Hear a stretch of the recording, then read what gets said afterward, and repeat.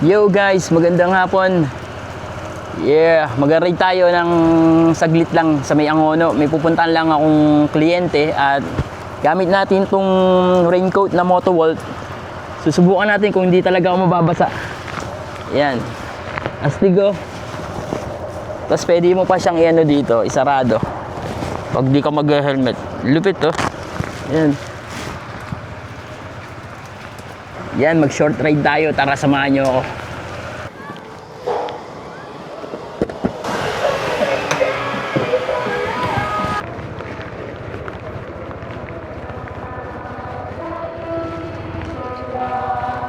Bibili lang ako.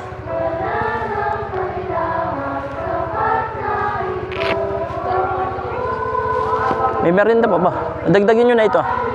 Sino bumili nun? Sila. Dinadalang nag-game na pa kung nila sa kita. Naka-Nutella na eh. Sino nagpamerenda? Sila. Sino yun? Sila lang. Ay. Tara, punta mo na akong Angono.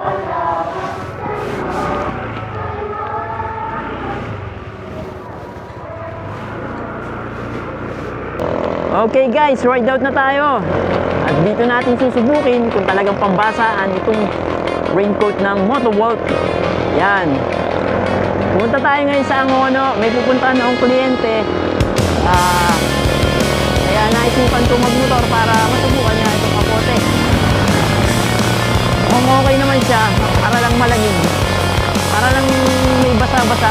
Pero siguro malamig lang yung pakiramdam. Kaya feeling mo nababasa yung loob.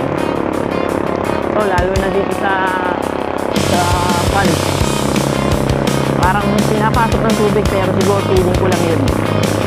Ride safe po tayo ngayon mga kaibigan, mga kapatid, dahil talagang ang pag-ulan natin ay halos isang linggo nang hindi tumitigil.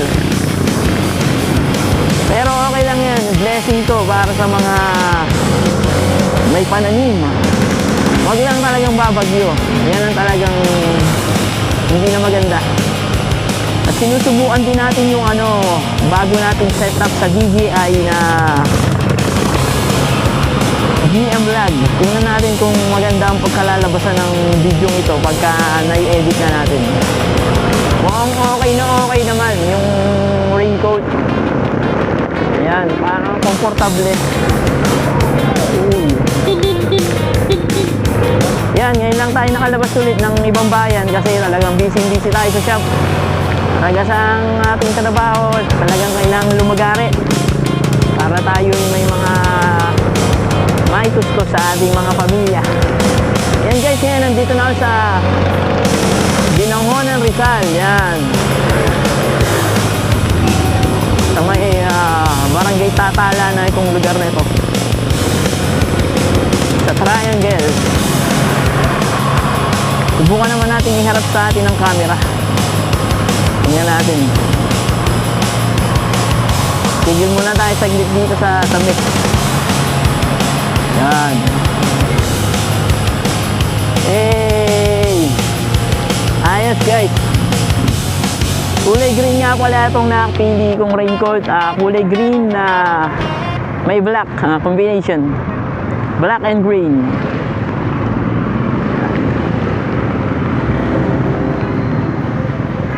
Dito tayo sa stoplight. Lalapas na tayo sa stoplight. Yan. Yun. Medyo nakakailang rin mag-drive talaga ng umuulan. Kasi siyempre yun nga, bahala din minsan yung basang kalsada. Kasi hindi natin alam kung may madulas. Yan. Kaya talagang kailangan mag-ingat tayo. Jesus Christ. Ganda ng kulay ng nabili kong raincoat, oh. Yeah. Lupit. Sarap pala mag-ride din ng umuulan. Next week, nakakapag-ride na ako kasi naka-schedule na yun. At makakapag-camping na din kami.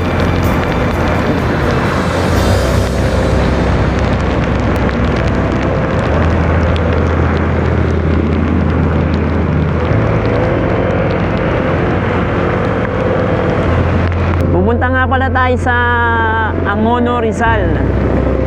Sa may Barangay Kalayaan. Naka-google naman tayo kaya hindi naman tayo may problema para maghanap. May pupuntahan tayong kliyente para magsukat ng mga glass and aluminum. Yun kasi yung aking trabaho at kinabubuhay sa araw-araw. Hindi nga lang ako nakapag-safety gear kasi madalian ako. Mamaya pag uwi ko ng Cardona, mayroon rin akong pupuntahan pang ibang client.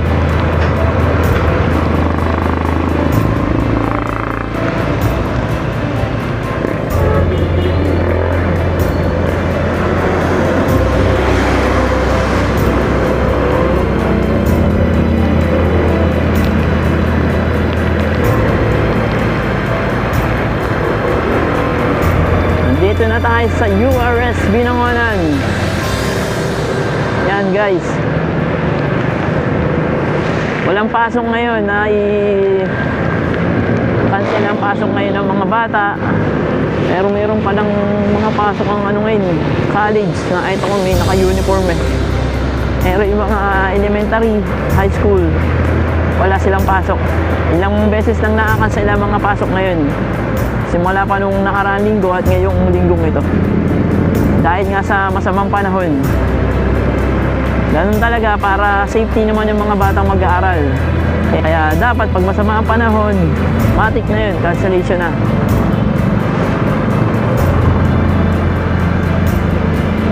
Nasuspindi na ng mga klase ngayong linggong ito at sa anong nakaraan.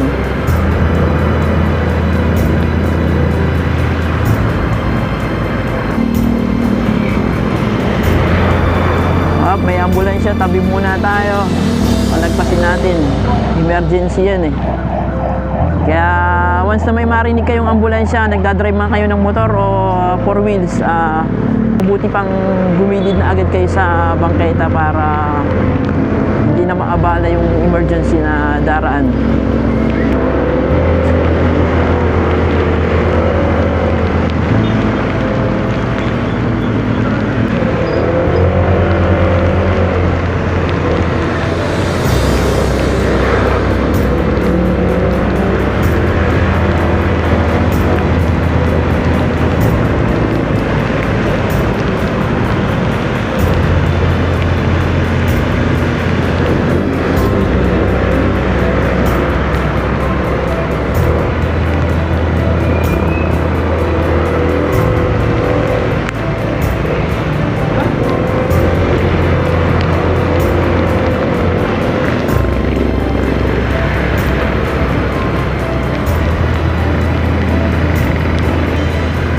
Check lang natin yung ating Google Map, di na nag-usap eh.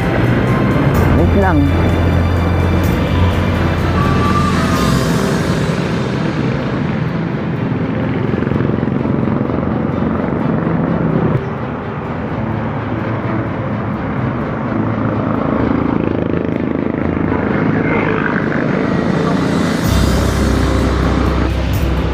Okay, let's go! 11 minutes na lang ako guys, nandun na ako sa aking lokasyon na pupuntahan.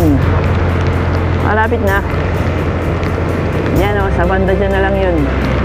Hindi ko lang alam pala kung sa loob ng Angono yun o sa highway. Tingnan na lang natin kung saan tayo dadalhin.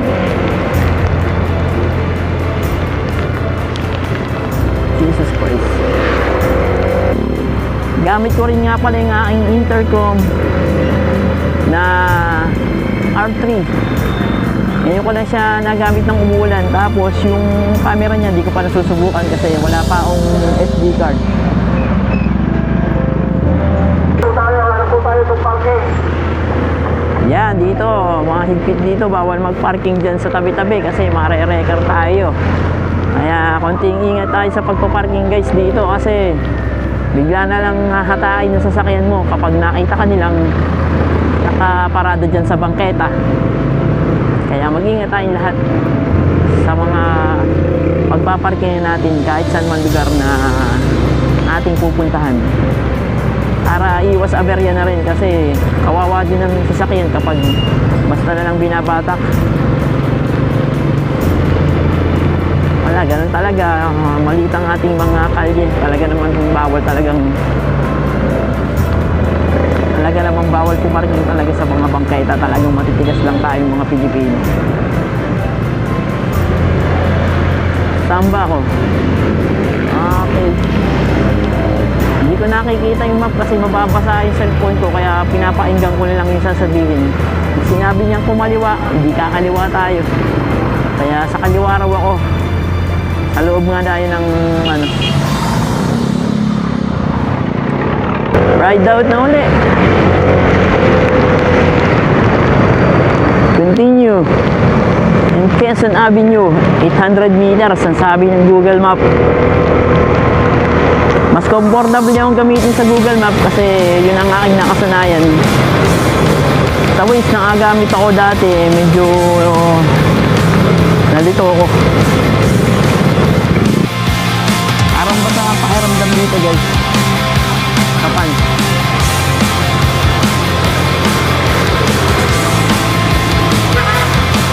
Ayan, nandito na ako ngayon sa may loob ng Amono Rizal, guys, sa may palengke. Hindi natin alam kung saan tayo palilikuin dito ni Google Map.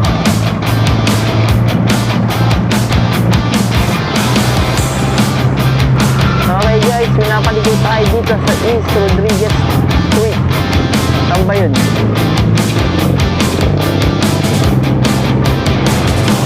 Hindi natin kita yung baka dito yun.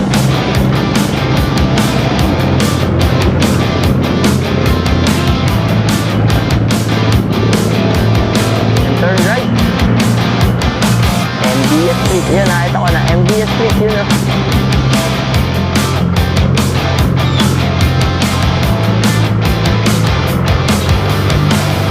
500 meters. Turn left.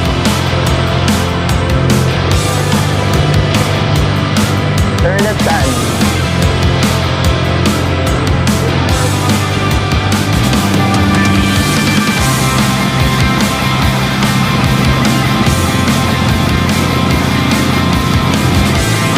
Ngayon lang ako nag-Google Map nang hindi ko nakikita yung pinaka-screen ng cellphone. Kapakapalang tayo sa sinasabi ni Google Map. Hindi natin kung ano yung kanyang dinidikta. Tingnan natin kung matutunto natin na wala tayong gamit na cellphone screen. 100 meters. Where are you?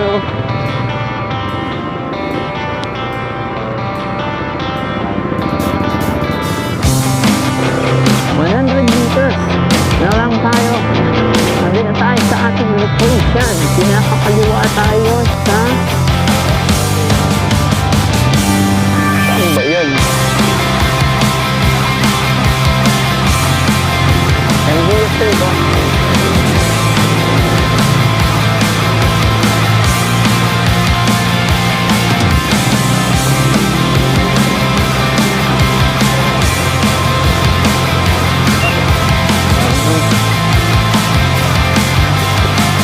Hirap na ang hindi mo nakikita yung screen. Edenville pala, sa Edenville.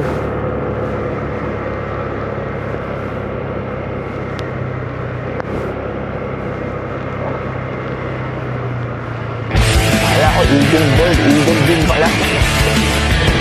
Yun, kamiyaw to na lang tayo guys. Tinignan ko na yung screen kasi mahirap.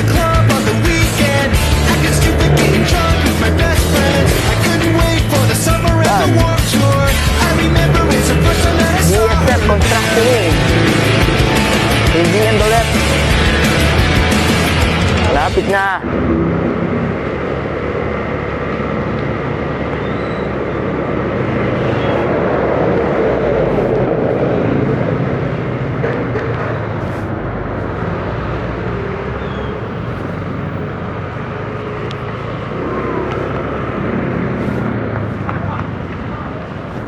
Bingo.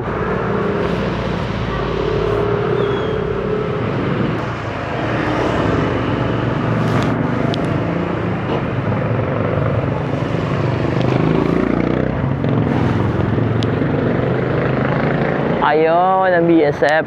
Good. Guys, nandito na tayo. Pasok pala tayo dito sa gate. BSF Drifting Service.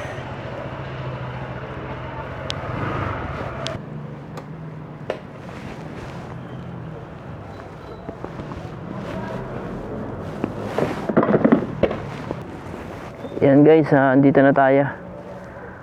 Nakikipag-usap muna tayo sa ating kliyente. Peace out.